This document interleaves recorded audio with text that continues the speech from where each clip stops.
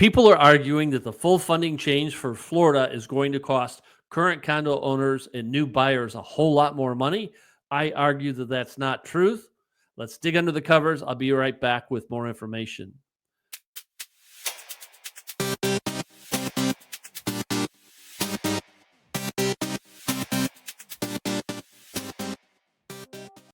Hey everyone, welcome back to another episode of Inside the Deal through Michael's Eyes, where I combine a 31-year career at General Motors experience and about almost 15 years as a real estate agent or broker, and we go down to the deep part of the issues. We talk about what's right, we talk about what's wrong. I have a passion for business done the right way, and it doesn't always align with everyone else because I'm a stinker for doing things the right way.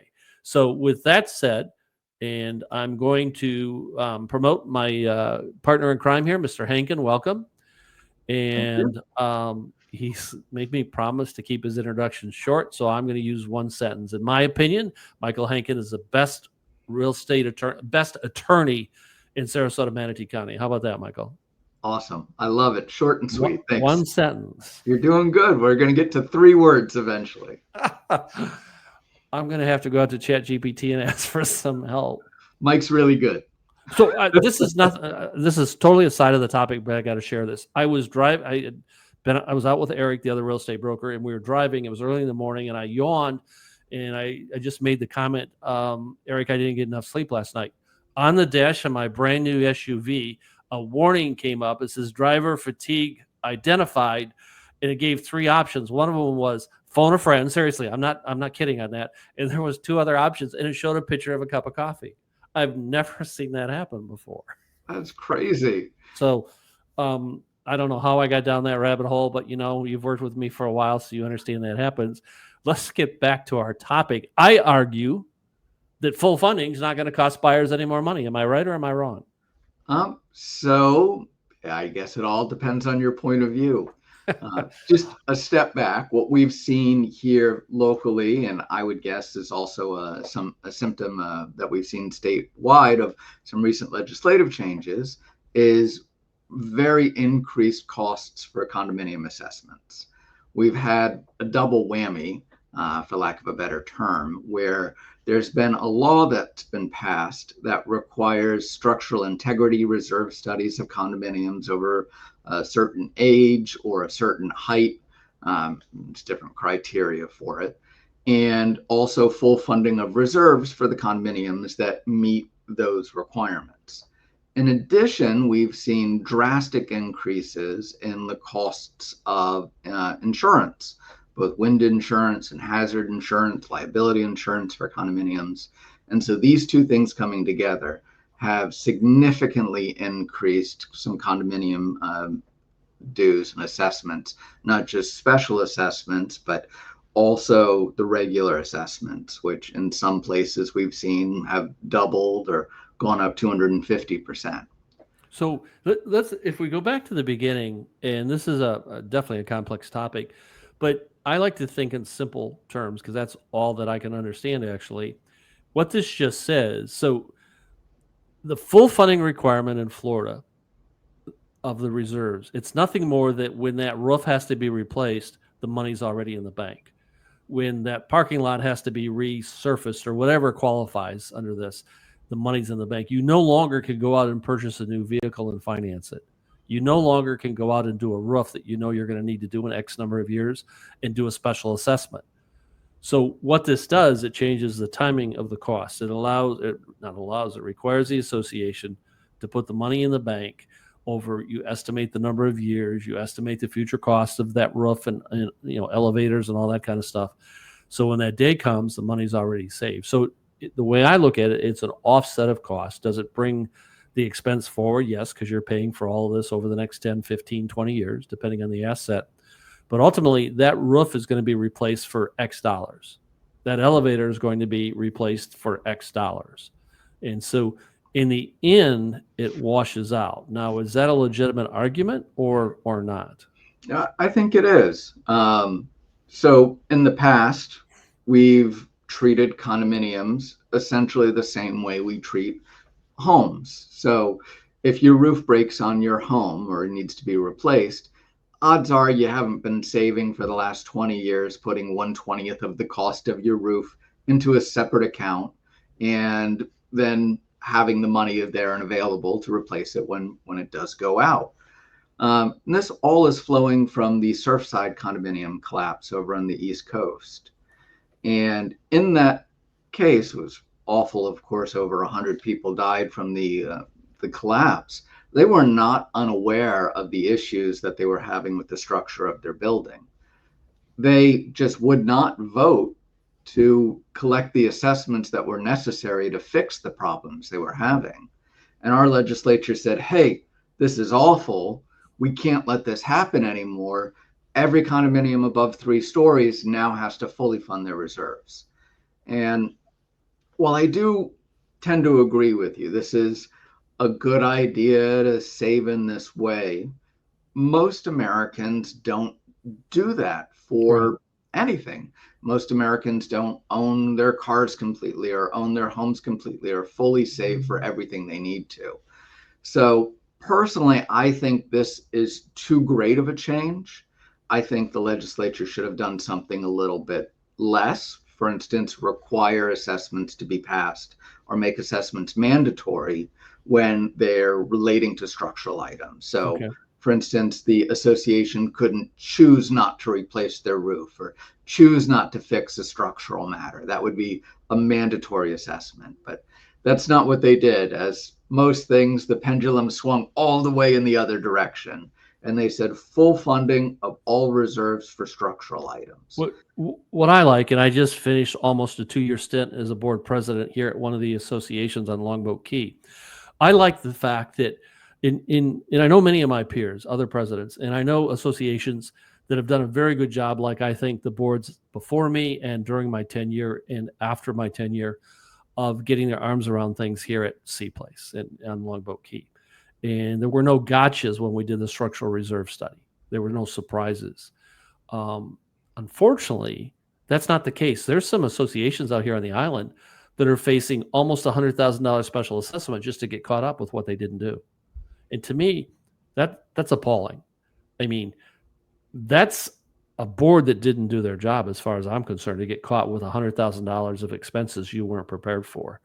And I know of other cases of $80,000 and $60,000 and stuff like that. So, what I like about this, one, it's going to protect the integrity of the buildings that people live in. So I kind of like that. And by these numbers, to me, that says some associations haven't done the job that they should have. The boards haven't. So I like that aspect. I actually do like. I have to admit that I think you were right. I do like your approach to how we fund this thing in terms of just making the special assessments mandatory when it comes up. In other words, they can't overlook fixing that roof or that major water leak that might cause a structural problem inside the building, those kind of things. So, but what it comes down to, the roof's going to cost X dollars, the elevator is going to cost Y dollars, the new parking lot Z dollars, whatever. It's still a cost. The ownership of a condominium, folks share in that. That's how this thing all works.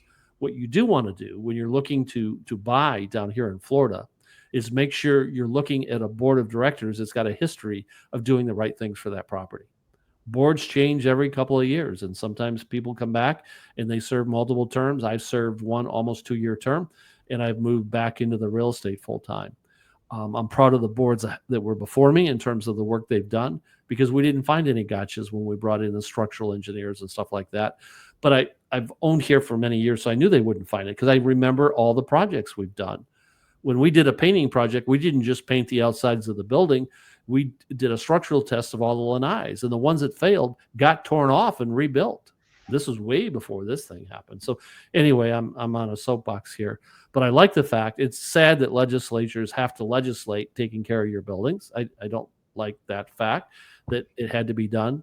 But as you pointed out, there's multiple ways they could have mandated the funding instead of putting everything on at one time. That makes a lot of sense to me. And I think in the long run, this will help, as you said, to moderate special assessments for major items and also prevent windfalls. So if you just happen to live in your condo and for the first 19, you get a new roof, 19 years later, you decide to sell your condo. is it really fair for the next guy to have to pay 100% of the cost of the new roof in that first year if they have a special assessment that next year? So it's it's difficult to figure out. Well, not difficult to figure out. It's maybe a more equitable way, I'll say, to do it where you have full funding of reserves and everyone pays for at least their portion of the depreciation and degradation of the building over time. One really important thing when you're buying a condominium, and one thing your realtor really helps you, this is usually even before the buyer goes to an attorney, is to make sure you get your condominium documents. Our Florida statutes require that certain documents be given to a buyer within 3 days of them signing the contract. And one of those documents is the association's budgets. And it is so critical to take a look at those, see how healthy your association is before you actually are obligated to completely go ahead with it. And that right cannot be waived. You have a statutory 3-day right from the date you receive those documents. Not all realtors understand what documents are included. So some just get the restrictions that say you can only have 2 dogs or whatever. You can't rent it every week. Every association, every condominium has those restrictions. Right. And a lot of people don't look at anything beyond those restrictions. And truthfully, there is no education for realtors on those topics. They are never taught that those condominium documents have to be provided. And this is a place where hiring an experienced realtor who understands not only generically what's required under the law to be given to a buyer who's buying a condominium, but also has the experience in the area to know, I'm familiar with this association. I know how they act. I know what their situation is. And they know where the bodies are buried a lot of the times. And to me, I agree with everything you just said. And that's just the beginning. We take it further. I guess this is the second commercial I'm going to do on a podcast. We scour all the board minutes, board of directors meetings, because they'll be talking about future possibilities. I want prospective buyers to know about that. It's about, well, it's that, I like to tell people I'm really big on profanity. It's that 4-letter word that's my favorite one. It's called WORK. And that's what your agent needs to do. He or she needs to get under the covers, understand what's happening before you make that original offer on that property. And there's a lot of work involved. And that's why, but like Michael just shared, we don't do an excellent job of educating realtors in Florida. And we could do a whole series of podcasts on that. I could tell you some crazy stories that happened when I got my broker's license. I want to say some of the dumb things they made me learn, but I'll use the word unique instead, that add no value to my business. And when I say value, I mean something that will help my buyer or seller. In other words, I say we had to memorize on the closing document what page the insurance adjustment was done, what page was taxes allocated. I've never seen anything so dumb in my entire life to memorize page numbers. I've had some interesting experiences in college when I worked on my graduate degree, but never anything at that level. So anyway, that's the whole side. But I agree with what Michael said. It's an experienced agent. And these podcasts aren't meant to be commercials, but it's to make sure buyers and sellers understand who you have to have working on your side so that you understand these kind of things. And this whole full funding that you see a lot of alerts out there and a lot of YouTube videos, we just wanted to clarify what that really means here. And that was the purpose of this podcast. Did I get it right, Michael? I think you hit it on the head. If someone wants to reach out to you for some more advice, how would they catch you on the phone? What's your phone number? Sure. Phone number here at the office, always can reach me at, is 941-957-0080. Michael, I want to thank you for being a part of this podcast. Thank you. Thanks, Mike.